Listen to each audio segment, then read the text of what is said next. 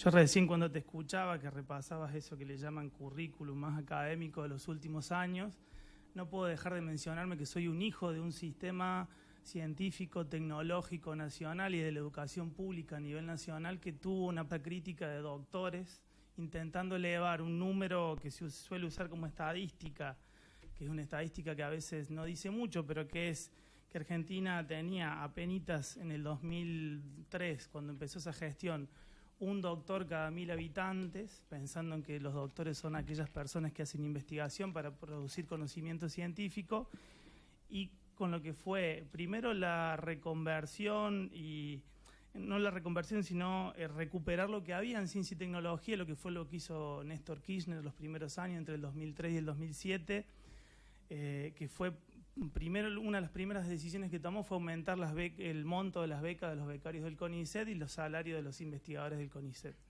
Después de eso y de empezar a estructurar lo que empezaba a ser la creación del sistema científico-tecnológico, en el 2007, diciembre, cuando asume Cristina Fernández de Kirchner, se crea el Ministerio de Ciencia y Tecnología, y en el 2012, ya al inicio del segundo periodo de mandato, dentro del Ministerio de Ciencia y Tecnología se elabora el Plan Estratégico Argentina Innovadora, que lo que buscaba era consolidar hacia adelante los procesos que se habían ejecutado en esos primeros 8 años.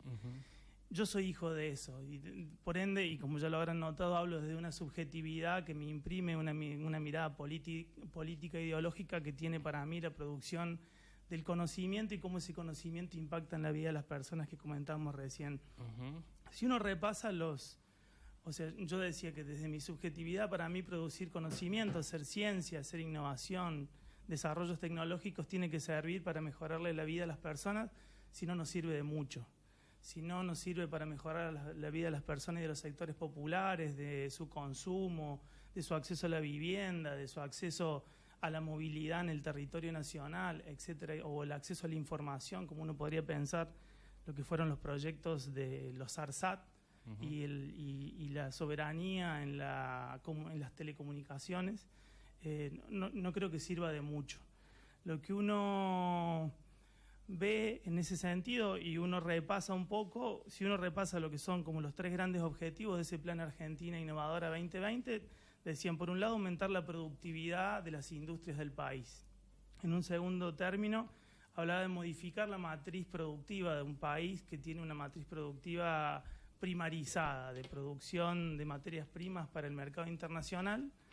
Y en un tercer lugar, mejorar la calidad de vida de los sectores más vulnerables y a través del desarrollo sustentable. Está tomando mates, lo vamos a dejar que respire, que se tome su tiempo.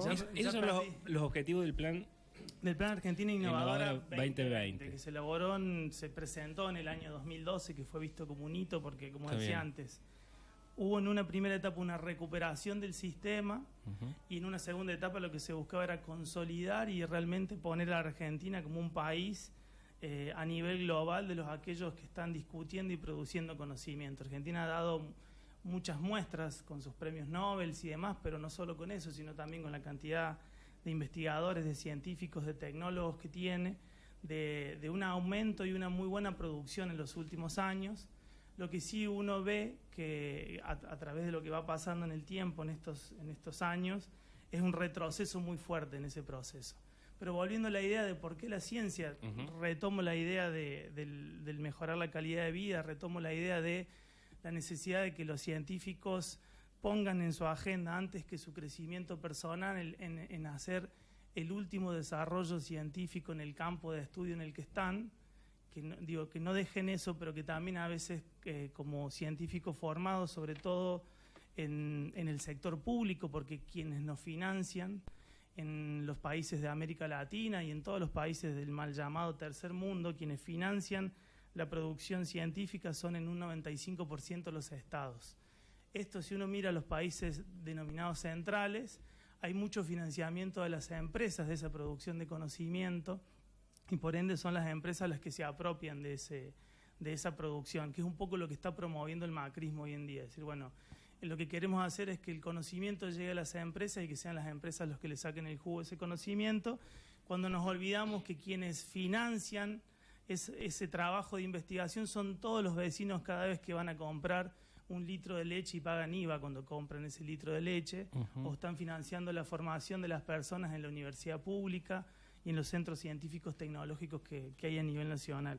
Por eso, en ese marco, si uno se atraviesa por esa historia de acompañamiento, de que uno no está ahí porque es un genio en lo que está estudiando, sino que está ahí porque hay un contexto de un país que lo apoyó para estar en ese lugar, uno tiene que pensar que además de intentar hacer crecer el campo científico en donde está estudiando, tiene que empezar a ponerse preguntas de investigación, preguntas de generación de conocimiento que tengan que ver con las principales problemáticas que atraviesen a las personas del territorio en donde se encuentran. Llamémoslo en un primer término del país en donde estamos, pero también podríamos pensar en las distintas regiones, en Córdoba, en el sudeste de Córdoba, en la ciudad de Belleville, cuáles son los problemas que tiene nuestra población y cómo nosotros ponemos nuestra materia gris a intentar modificarlo, solucionarlo, generar desarrollos tecnológicos, innovaciones, nuevas producciones para el territorio. Está bien. Y mientras venía caminando para acá pensaba en un ejemplo y digo, ¿por qué es conocido la ciudad de Belleville a nivel nacional y en algunos casos a nivel mundial?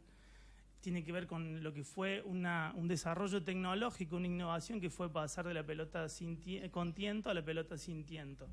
Bueno, si uno podría preguntarse en Belleville, ¿qué pasó que no generamos nuevos desarrollos tecnológicos vinculados a la pelota de fútbol? Que hoy somos conocidos por algo que pasó hace 80 años atrás, pero si uno lo compara con lo que es la industria de la pelota a nivel mundial, tenemos que decir que nos hemos quedado atrás en ese sentido. ¿Por qué nuestra gente que produce conocimiento no se puso a mejorar eso y a través de ese desarrollo tecnológico mejorar la industria pyme que está vinculada a la pelota de fútbol y ni hablar a todas las personas que están vinculadas a la producción de la pelota, como son los costureros y los empleados de esas pymes? Está bien.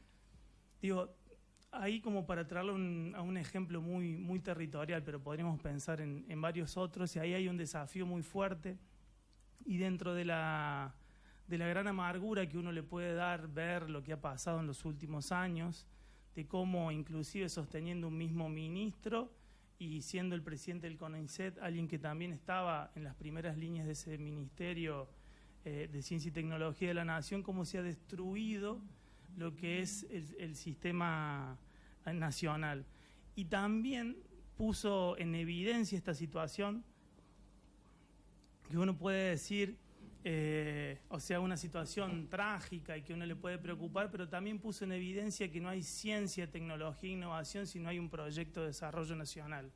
Lo que cambió en Argentina fue ese proyecto de desarrollo en donde la ciencia y la tecnología eran motor principal de ese proceso, y lo que está pasando ahora es un modelo de desarrollo neoliberal y financiero en donde la ciencia y la tecnología no tiene lugar y por ende deja de ser una inversión que tracciona el desarrollo del país para pasar a ser un gasto del cual se quieren deshacer, y en esa línea. Bien. Che, Mauri, y si referenciado al CONICET, estás dentro como becario del CONICET, ¿cuál es el antecedente al CONICET en la creación de los primeros pasos de ciencia y tecnología en el primer peronismo, digamos? Bueno, en el primer peronismo, si no recuerdo mal, creo que era el 51, por ahí se crea el CONITIC, que era el Consejo Nacional de Investigaciones y de Ciencia y Tecnología. Se crea ya en el primer peronismo de la misma manera que se crea la Comisión Nacional de Energía Atómica también en esa época, y se empieza a crear todo un sistema científico-tecnológico que dé apoyo a lo que tenía esos planes quinquenales del peronismo como gran meta, que era industrializar el país. Perón en ese entonces tenía muy en claro que para poder industrializar el país el conocimiento era un insumo estratégico, y por ende empieza a crear estos consejos nacionales para poder dar apoyo a las industrias a través del conocimiento, el desarrollo de tecnología e innovación que permita que la industria crezca. Y ahí de nuevo uno puede pensar en la industria de la aviación, que es hija del peronismo, que es hija de estos procesos nacionales, pero mal llamada Revolución Libertadora en el 55 y con una resistencia muy fuerte que tenía el peronismo en las universidades, para no dejar ese rastro histórico uno puede ver lo que se le llama como el inicio del CONICET del año 58, con Bernardo Hussein como el presidente del CONICET hasta que se muere, creo, si no tengo mal recuerdo, en el 71. Y ahí hubo una disputa muy fuerte en esa época, del 58 a principios de los 70, en donde estaban aquellos investigadores que lo que buscaban era producir conocimiento de punta a nivel internacional, que tenía que ver con hacer los últimos avances del conocimiento, como decíamos antes, en su campo disciplinar, y que no importaba si ese conocimiento impactaba en la vida de las personas, contra otros argentinos muy interesantes que dejaron su huella a nivel internacional, como fue Amílcar Herrera, como fue Jorge Sábato, el sobrino del Sábato conocido en Argentina. A este Jorge lo conocemos los que estudiamos un poco más de ciencia y tecnología. Y también Oscar Barsavsky, que fueron grandes científicos que vienen de las ciencias exactas, pero que empezaban a pensar que la producción de conocimiento no podía estar desligada de la mirada del desarrollo nacional y que por ende una institución como el CONICET, que es financiada 100% con fondos públicos, tenía que tener como objetivo solucionar los problemas de la ciudadanía y promover estrategias que permitan el desarrollo autónomo del país. O sea, un desarrollo en donde uno pueda generar una tecnología que uno gobierne y no producir un conocimiento que lo mejor que es a nivel mundial, que nos dan los premios Nobel por producir esos conocimientos, pero que después hacen el desarrollo tecnológico otros países y que nosotros importamos ese producto. Casi lo mismo que sucede con las materias primas. Producimos la soja acá, la mandamos afuera y nos mandan el producto con valor agregado para acá. Con el conocimiento, en esta discusión que se dio muy fuerte en esa época, aparecía eso, como diciendo, bueno, a ver, si nosotros somos los que producimos el conocimiento, hagamos los desarrollos tecnológicos que a su vez nos permitan tener una industria nacional vinculada a esos desarrollos. La aviación, algunos autos que se producieron acá en la época del peronismo y un montón de otros desarrollos tecnológicos que nos podría mencionar como de manera rápida, cruzó esos distintos debates. O sea que era una discusión que estuvo atravesada por digamos, o la ciencia aplica en el mundo de la soberanía y de la emancipación de una nación, o es funcional a intereses que son foráneos. Y la ciencia aplica en el mundo de la política, porque también uno se encuentra muchos científicos que en tanto productores de conocimiento dicen que son apolíticos y que no tienen nada que ver, que ellos producen en esta misma línea conocimiento para el mundo y para que se beneficie la ciudadanía del mundo, pero cuando uno cruza estas variables y cruza cómo son usados esos conocimientos en otros lados, pensar la ciencia, la política y cómo uno genera una idea de soberanía, de autonomía en las decisiones con los desarrollos tecnológicos que produce, tiene un impacto muy fuerte. Y vamos con algún ejemplo más actual. Se está discutiendo mucho el desarrollo de los yacimientos de litio en Jujuy, en Salta, en esa zona. O sea, nosotros podemos importar la tecnología de afuera para hacer la extracción del litio y luego que vaya a otros lugares y hagan las baterías que usan nuestros celulares y nuestras computadoras y casi todo lo que está dando vuelta hoy, que por eso el litio es uno de los insumos básicos como lo fue el petróleo en su época y lo está empezando a dejar de ser porque la industria del auto eléctrico se viene muy fuerte en los próximos 20 años. El litio va a ser el petróleo de esos autos del futuro y de un montón de otras cosas de nuestra vida. Nosotros podemos hacer eso, extraer el litio con alguna gran minera que le demos la concesión de la explotación, o podemos construir la tecnología que nos permita no solo extraer el litio, sino transformar el litio en baterías y en cualquier otro producto tecnológico que venga de acá, que a lo mejor uno no se lo está imaginando, pero que en los próximos 10 años podamos tener con nosotros. Si uno eso lo traduce a una mirada de desarrollo productiva, que está claro que uno tiene una mirada en ese sentido más economicista, pero uno puede decir, si yo en vez de solo extraer el litio y llevarlo afuera para que hagan las baterías, desarrollo toda la industria de batería, va a haber más compatriotas que tengan trabajo. En este caso, en una provincia como Jujuy, que es una provincia casi olvidada del escenario nacional, porque también haríamos mal, y en esto tomo algunas ideas de Enrique Martínez, que es un gran... O sea, fue presidente del INTI entre el 2002 y el 2011 y un tipo que ha pensado el desarrollo nacional muy fuerte. Y si nosotros sacásemos el litio y lo llevamos a producir a Buenos Aires, estaríamos perdiendo la oportunidad de generar desarrollo económico en un territorio que hoy no tiene muchas muchos recursos sobre los cuales traccionar su desarrollo.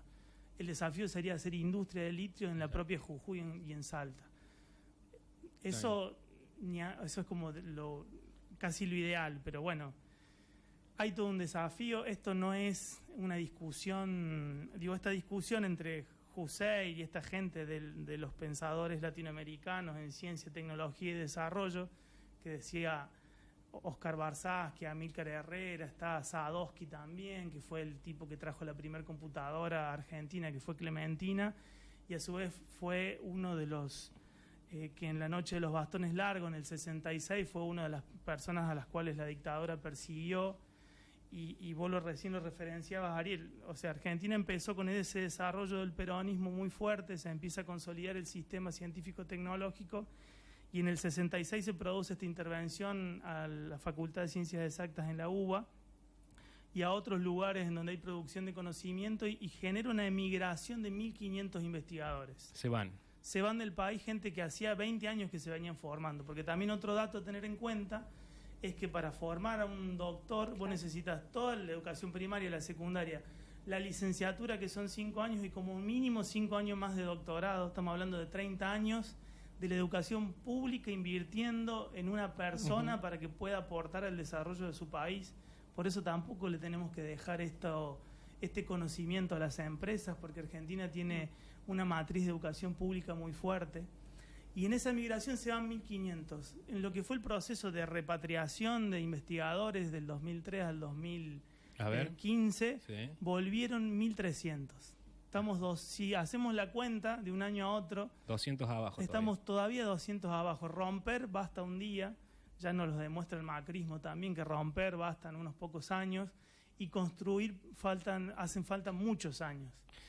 ¿Qué me dicen, Abela? No, estoy escuchando porque, no sé si Mauricio lo conoce, pero como docente de historia es la historia que se repite y se repite y se repite y se repite y se repite. Es sistemático esto de construir durante un periodo, hacer todo un trabajo en el tema del CONICET o en el tema de las universidades y demás, para que se rompa tan rápido, en tan poco tiempo, y cueste. Hay que remontar todo un aparato que es enorme, que lleva otra vez años. Y me interesó mucho lo del litio, Jujuy. Digo, a ver, tenemos eso, lo tenemos acá. ¿Cómo construimos todo lo que se necesita para que no se vaya, para que se quede acá y estemos en condiciones en algunos años de producir este litio que lleve adelante la nueva manera de movilizarse?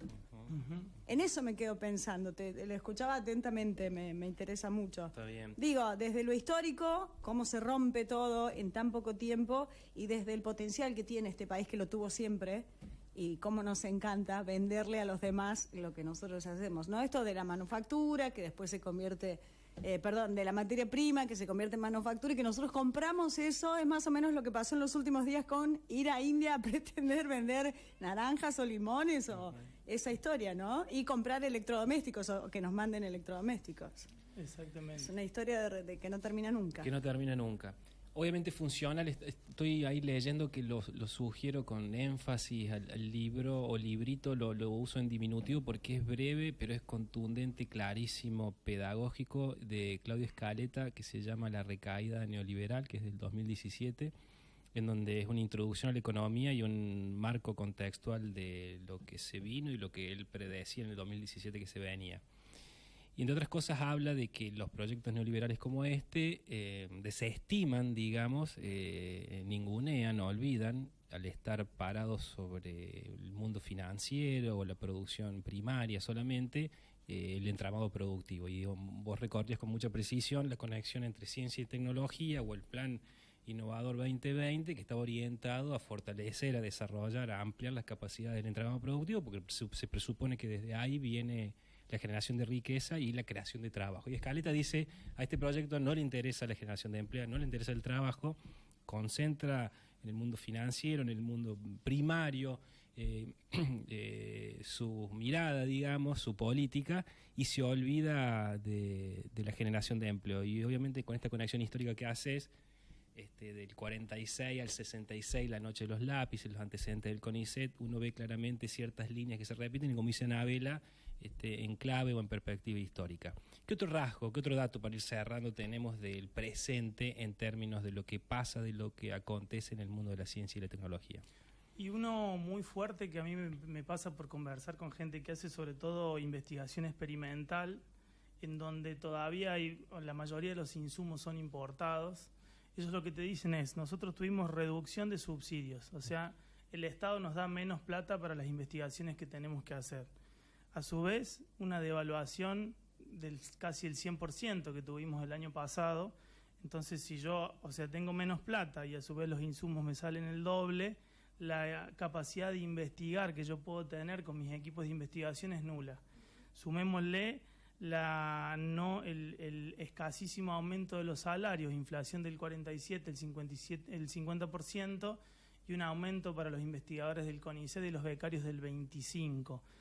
Eso empieza a conformar un caldo de cultivo de una nueva fuga de cerebros, porque Argentina construyó durante 12 años, consolidó esta formación que venía con el primario, el secundario, la universidad, y lo pone a producir en términos económicos al país doctores que luego nutran el sistema, pero si ahora esos doctores no tienen lugar, o aún teniendo lugar, no pueden llegar a fin de mes, no pueden hacer las investigaciones que realizan, termina siendo un caldo de cultivo para que la manera de investigar sea yéndose a Ezeiza.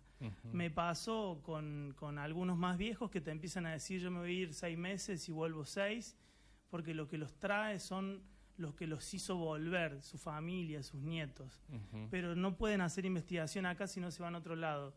Y los que son más contemporáneos de mi edad, de un poquito más de 30 años, están pensando seriamente en irse, porque aparte hay todo otro sistema científico-tecnológico de otros países muy agradecidos de recibir un personal altamente calificado que no invirtieron absolutamente nada y que ya están en la etapa de producción de conocimiento y que lo aprovechan en ese lugar. Y esa lógica también es funcional a este sistema neoliberal en donde nosotros producimos naranjas y limones que le mandamos a India y también le producimos de manera... Y para estos otros sistemas le estamos produciendo científicos que consumen otros, pero sin obtener ningún beneficio a cambio. Claro.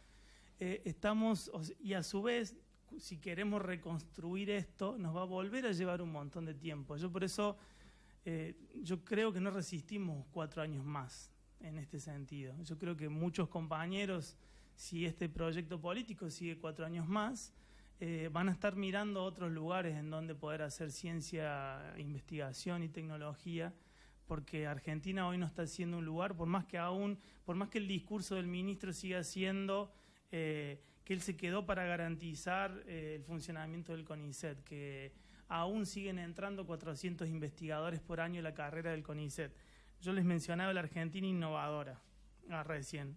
Uno de los objetivos de ese plan era que Argentina en el 2020 tenga 5 investigadores por cada 1000 habitantes. Antes hice la referencia que en el 2003 teníamos un poquito más de 1, por así decirlo. ¿Cuál es la referencia mundial, digamos?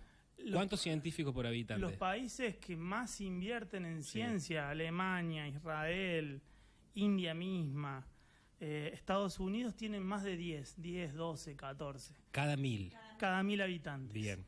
La Argentina innovadora quería llegar a 5 en el 2020 cada 1000 habitantes, que era un gran incremento si pensábamos que en el 2003 teníamos un poquito más de 1, ¿sí? Un poco más de 1 por cada 1000. Redondeamos, teníamos un investigador en el 2003, queríamos llegar a 5 en el 2020. Para eso teníamos que incorporar al sistema 1000 investigadores, al sistema científico nacional, todos los años. Sí. Lo primero que hace el macrismo es reducir a la mitad el ingreso. Y a su vez empieza, después todo lo que dijimos, reducir los subsidios, reducir los salarios, etcétera, etcétera. Hoy estamos en 3 investigadores cada 1000 habitantes y estamos 4 veces abajo de lo que están los países que lideran a nivel mundial estos temas. Entonces, porque una discusión que salió hace un tiempito cuando se dio esto de que estaban entrando muchos y que decían que el último gobierno había usado el CONICET para hacer política y hacer ingresar gente, es que cuando uno lo compara con una proyección estratégica como país soberano de su producción científica, va a decir, bueno, lo ideal sería llegar a 12. no nos da el presupuesto para llegar a 12 porque hay un montón de otras necesidades del país que tenemos que atender. Lleguemos a 5. Eso implicaba 1.000 por año. Y ahora ni siquiera eso, sostenemos los 3 que tenemos porque de los 400 que entran, 150 se jubilan más o menos por año. Entonces están entrando unos 250 investigadores nuevos. Para llegar a ese número de 5 y ni hablar de 12 nos va a llevar todo el siglo XXI, por así decirlo. O sea, estamos como muy lejos. Y lo que es doloroso es que el mismo ministro que construyó ese plan estratégico es el mismo que está sentado en un lugar que lo destruye, pero que lo interesante es que, con la tristeza de eso, lo interesante es que demuestra que no, y que nos demuestra también a la comunidad científica, ¿no? Que no es que una persona garantiza la continuidad de la ciencia y la tecnología, o que tener esa misma persona en un ministerio lo garantiza. Lo que lo garantiza es un proyecto de desarrollo nacional. Uh-huh.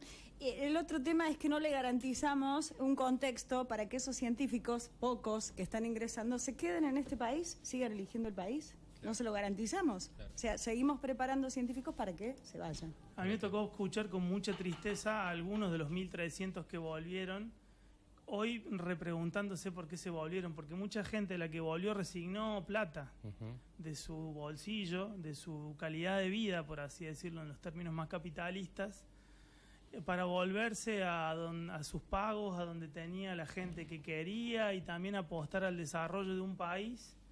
Y hoy le pagamos con que no puedan llegar a fin de mes, muchos de ellos. Mauri, 2 líneas para cerrar, propositivamente y con esperanza. ¿Por dónde pasan los rasgos centrales de la tesis doctoral que estás terminando de trabajar, de escribir? La tesis busca que, en lo que fue este marco de este proyecto, motivar mucho más a las universidades a acercarse al territorio. La universidad tradicionalmente también, y en términos históricos, tuvo una función más profesionalista. Uno va a estudiar a la universidad para capacitarse en una profesión y luego ejercerla. Pero también, gracias al legado de la reforma del 18, que el año pasado cumplimos 100 años, y lo que fue toda esa juventud de Córdoba promoviéndola, la universidad también tiene como misión la producción científica y la extensión universitaria. Desde esa mirada de los roles más de producir conocimiento y de compartir ese conocimiento, no solo transferirlo, sino coproducirlo con los territorios, con las personas que están en una localidad, es que intento mostrar qué está pasando en la ciudad de Rafaela, que muchas de las articulaciones que se producen son promovidas por, al menos lo que empieza a salir, por un Estado que está preocupado por lo que pasa en su territorio, y un poco tensionando con las universidades, animarse a estar no solo mirando la formación y lo que pasa a nivel nacional e internacional, sino también lo que está pasando a 2 cuadras de su lugar, para poder, como decíamos antes, producir conocimiento con el vecino de la universidad, de la localidad, de la región en la que se encuentra, y poder sumar ese conocimiento, esas capacidades que tiene la universidad, y también desarrollar nuevas para poder transformar la vida de la gente que se encuentra próxima, para que la universidad no solo llegue a los todavía pocos que pueden acceder a la universidad. Se ha crecido muchísimo, pero todavía siguen siendo pocos los que pueden estudiar en la universidad, sino que también la universidad tenga un rol mucho más social, que llegue a todos los que todavía no están adentro. Mauri, querido, 1000 gracias por haberte venido a la radio, el estudio Juan Alberto Badía de Radio Ciudad. Sí, un gusto escucharlo, recibirte y aprender, ¿no? Qué lindo. Sí, intensísimo el Mauri, un apasionado. Sí, que nos hemos excedido. Normalmente el segmento no, pero no me molesta en lo absoluto. Normalmente este segmento dura 10, 15, 20 minutos y nos hemos excedido porque la charla es muy interesante y porque los oyentes agradecen además la charla. Y Mauri ha puesto en práctica aquella definición que dice que uno no cuenta o no comunica lo que es, uno no comunica lo que sabe, sino lo que es. Sí. El Mauri es esto, carne viva, buscando formas de que estemos mejor. Le tiramos, te cuento, Mauri, fuera del aire, un convite, un desafío a la conductora y directora de esta radio. En mi defensa voy a decir que me interesó más la charla que buscar la canción, pero tengo una. Te fue mal, porque el convite, le digo a la audiencia, era que buscar una canción para ilustrar, concatenar la ciencia y tecnología con el arte y el rock. Vamos a ver qué está pasa. hablando de universidad, educación, ciencia, tecnología, todo eso que a uno le interesa, y perdí la noción de... Me parece que ha perdido el convite. Sí, la verdad que lo perdí, pero encontré a Coldplay haciendo The Scientist. Bien. El científico, precisamente. Gracias, Mauri. Gracias a ustedes. Chao, gracias.